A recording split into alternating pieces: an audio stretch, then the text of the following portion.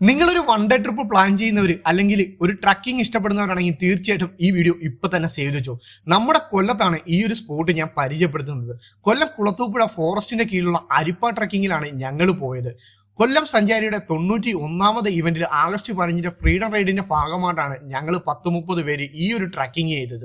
ഏതാണ്ട് രാവിലെ 7 മണിക്ക് തുടങ്ങുന്ന ട്രക്കിംഗ് ഉച്ചയ്ക്ക് 12 മണിക്കാണ് തീരുന്നത്. 12 കിലോമീറ്ററോളം നമുക്ക് ട്രക്ക് ചെയ്യാനുണ്ട്.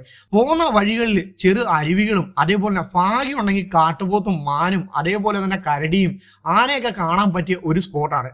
നമ്മുടെ പൊന്മുടിക്ക് താഴെ വരുന്ന ലൊക്കേഷനാണ് ഈ അരിപ്പ ട്രക്കിംഗ്.